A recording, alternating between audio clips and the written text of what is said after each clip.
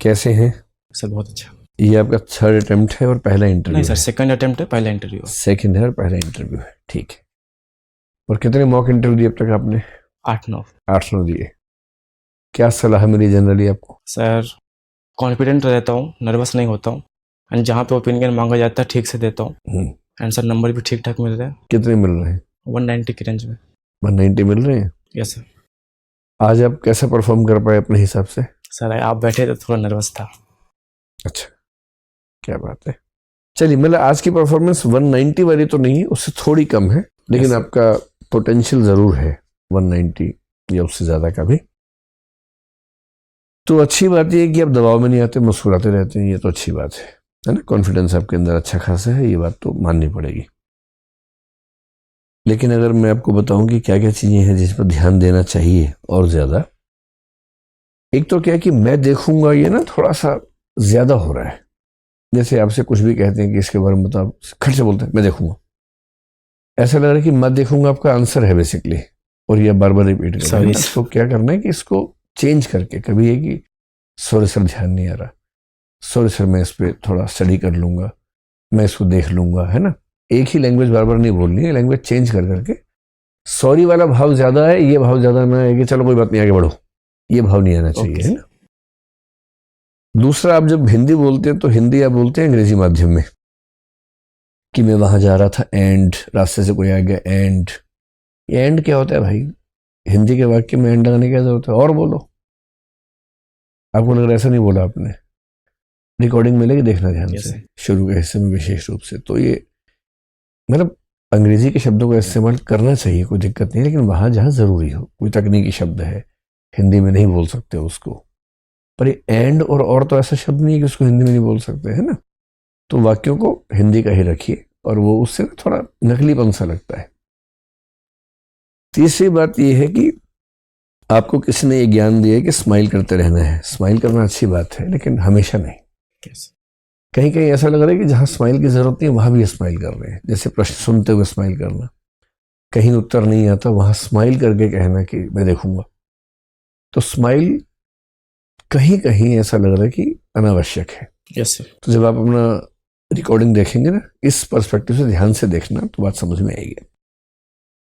बाकी आपने आते ही जब मैंने नमस्ते किया तो मैडम को किया, उसके बाद चेयरपर्सन को किया। शायद किसी ने आपको सलाह दी होगी, ऐसा कई लोग सलाह देते भी हैं।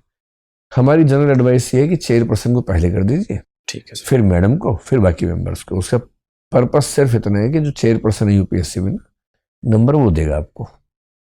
तो बिना बात क्यों पंगा बोल ले रहे हो भाई, है ना। यहाँ तो कोई बात नहीं, लेकिन वहां चेयरपर्सन सबसे पहले। समझ पा रहे इस बात को? चित्रकूट आपका वो एरिया है जहां पर खूब सवाल पूछे जाने की संभावना है। Yes sir. तो आपकी तैयारी भी ठीक ठाक है, लेकिन वो मेंबर ही क्या जो फंसा ना पाए, तुमने फंसा दिया वो कहीं कहीं। चित्रकूट को ठीक से पढ़ लीजिए, और रामचरितमानस का वो हिस्सा आपने देखा ही होगा। तुलसीदास वाला आपने अच्छा बताया। निराला जी की कविता है, उस कविता का नाम तुलसीदास है। उसमें तुलसीदास के पूरे जीवन के बारे में लिखा है उन्होंने, बड़ा अच्छा लिखा है। उसी कविता में तुलसीदास चित्रकूट में उनका क्या पूरा अनुभव रहा उसके बारे में विस्तार में लिखा हुआ है। ठीक है।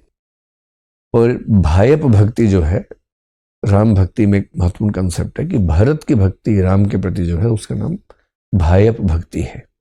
एक भाई की भक्ति बड़े भाई के लिए। और ये यूपीएससी में खूब क्वेश्चन भी आता रहा है पहले पुराने जमाने में, जब ये हिस्सा पाठ्यक्रम में था।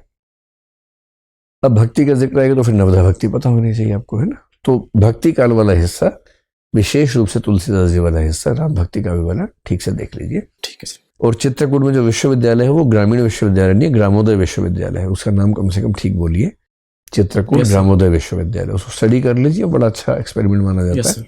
सवाल पूछ सकते हैं, ठीक है। और पुष्प की अभिलाषा ठीक है, ये तो एक रैंडम सवाल था, तैयारी करने वाला मामला था भी नहीं। आपकी ड्रेसिंग अच्छी है। टाई को लेके मैं बहुत खुश नहीं हूँ, क्योंकि वो जो डॉट शॉट्स हैं थोड़े से हल्का सा आंख में बहुत ब्लू पे कैसी रहेगी? सुकून देने वाले नहीं है। बुरा नहीं है, लेकिन कोई सुकून देने वाली टाई हो ना, प्लेन टाई हो तो ज्यादा अच्छी रहेगी। और कोट में जो ऊपर आपने ये क्या है, बटरफ्लाई लगा रखी है, लोगो है सर। लोगो है ब्रांड का, तितली जैसा लग रहा है कुछ, इसको हटा दीजिए, वो यूपीएससी में सूट नहीं करता। बाकी डायरेक्ट बोलिए। सर ने पूछा कि बुंदेलखंड को क्या राज्य बना देना चाहिए, आपने ठान लिया कि बोलूंगा नहीं साफ साफ। आपने कहा सर मतलब अगर जरूरत हो तो बना देना चाहिए, मतलब रिपोर्ट आएगी, कमेटी आएगी तो। उनके फिर कहा कि आपकी राय क्या है, फिर आपने सीधे नहीं बोला। अरे सीधी बात करो, मेंबर्स चाहते हैं कि आप सीधा स्टैंड लें फिर जस्टिफाई करें। मेरे ख्याल से आपको बोलना चाहिए था कि सर मेरी राय में राज्य नहीं बनाना चाहिए, क्योंकि आप बोलेंगे राज्य बनाना चाहिए तो लगेगा कि आप भी राजनीतिक पारी खेलने के मूड में हैं। राज्य नहीं बनाना चाहिए, इससे बहुत बेहतर है कि सड़कें बनाएं, परिवहन के साधन सुने, ट्रेन अच्छी हो, इंटरनेट की सुविधाएं अच्छी हो, उससे काम चल सकता है अच्छे से, डेवलपमेंट काउंसिल हो। यदि इन सब से भी बात ना बने तो राज्य के बारे में सोचना चाहिए, फिलहाल नहीं सोचना चाहिए।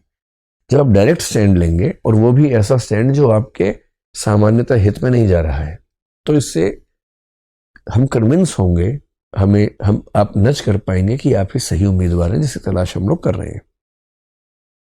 बाकी जो बातें हैं सब शानदार है और मेरा ख्याल है कि 190 सच में आपकी रेंज है इसी बार में, और इसी बार में वो मामला खत्म है।